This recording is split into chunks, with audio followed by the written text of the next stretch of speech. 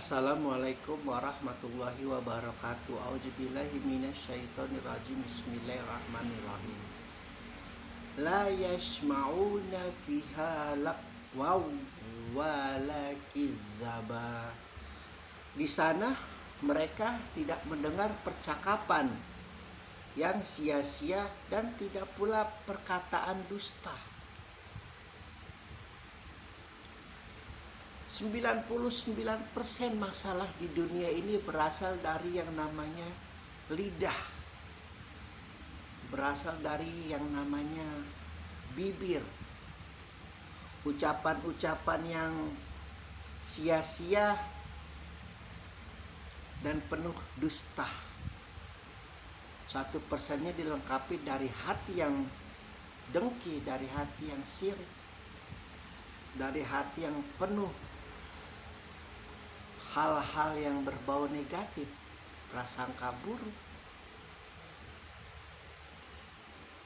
Allah paham betul bahwa manusia itu senantiasa berlomba-lomba, kebanyakan adalah untuk bermaksiat kepadanya.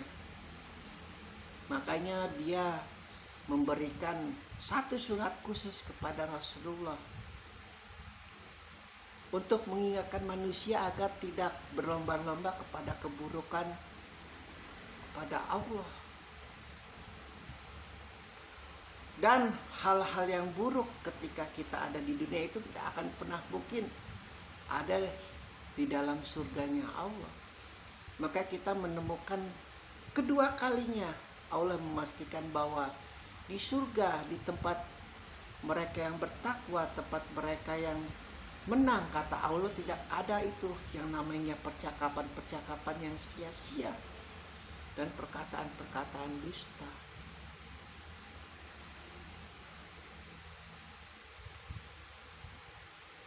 Laknatullah dengan bisikannya yang sangat luar biasa, paham betul bahwa anak cucu Adam mudah diombang-ambingkan hatinya, mudah dikacaukan pikirannya, mudah dihancur luluh lantakan nafsunya dengan satu senjata yang namanya di panca indera adalah lidah, yang namanya adalah mulut. Anda perhatikan di sekitar Anda bahwa mereka yang dapat mampu menahan lidahnya dari perkataan yang sia-sia dan ucapan yang buruk, pasti hidupnya baik, pasti hidupnya tenang. Dan bersyukurlah jika Anda mampu menjaga lidah Anda, mampu menjaga perkataan Anda. Dan itu bagi sebagian besar manusia itu suatu hal yang sangat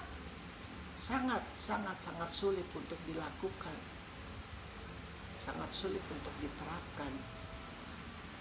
Budaya-budaya untuk saling menghina, saling mengejek, saling mencemooh, saling mencibir, itu tidak hanya berlaku di masa sekarang saja, di masa Rasulullah itu luar biasa.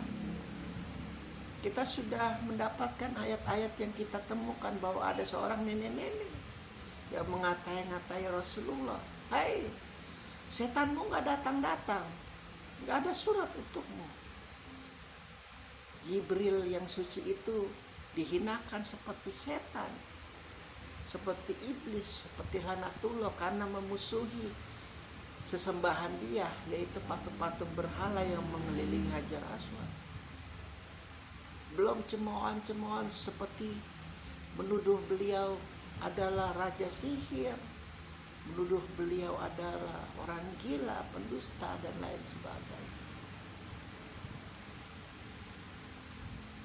11-12 keadaan di zaman Rasulullah di jahiliyah pada saat itu.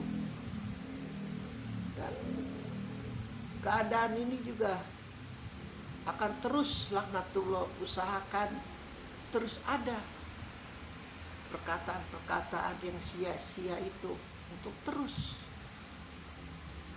diternak, untuk terus dibuat ladang agar terjadi itu yang namanya peperangan, agar terjadi itu yang namanya permusuhan, agar terjadi itu yang namanya dendam,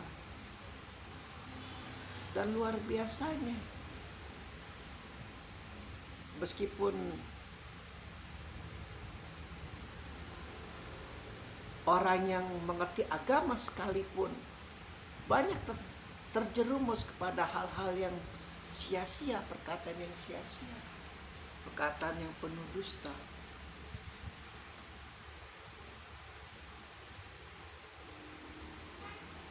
Allah memastikan sudah ada 3 ciri-ciri bagi mereka yang bertakwa. Mereka akan meraih kemenangan, yaitu di sana terdapat kebun-kebun. Salah satunya dia katakan adalah buah anggur.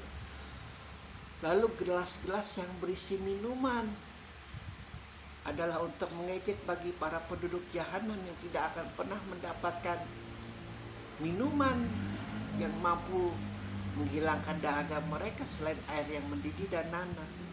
Lalu di terakhir ini, di ayat 35 ini, dan di sana pun mereka tidak mendengar percakapan yang sia-sia dan tidak pula perkataan dusta.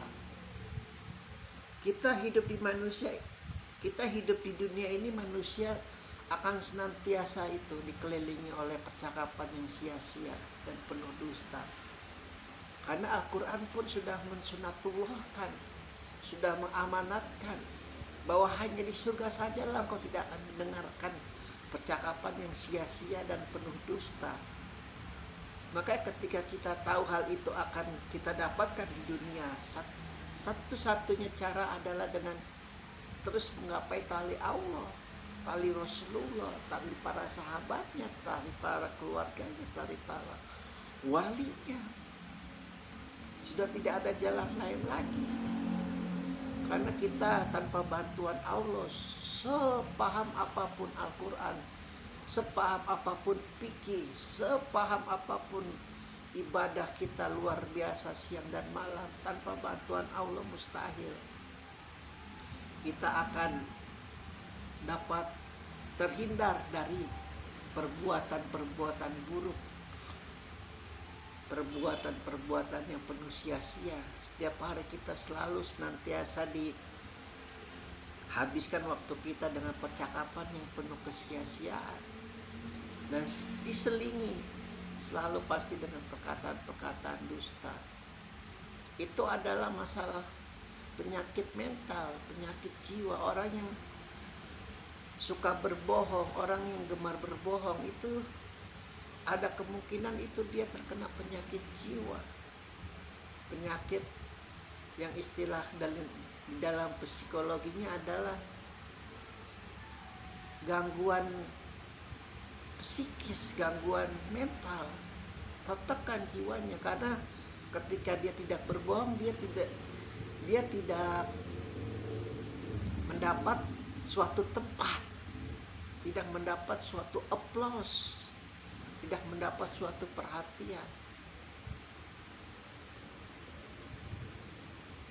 Obatnya adalah dengan terus mendekatkan diri kepada Allah. Obatnya selain itu juga adalah selalu senantiasa berpikir positif, bahwa Allah itu senantiasa memperhatikan hambanya, senantiasa memperhatikan makhluknya. Makanya Allah senantiasa berkata, meskipun arsinya itu di tempat yang tertinggi, yang penuh kemuliaan, yang penuh kehormatan, namun kedekatan dia dengan manusia itu lebih dekat daripada urat leher yang ada di tubuhnya.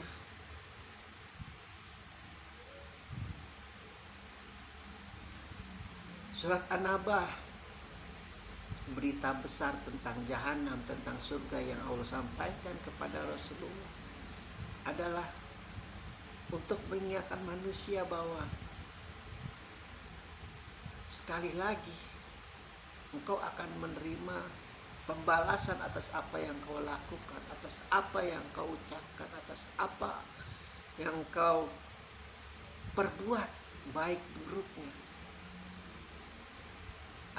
akibat apa yang engkau tingkahkan sehari-hari.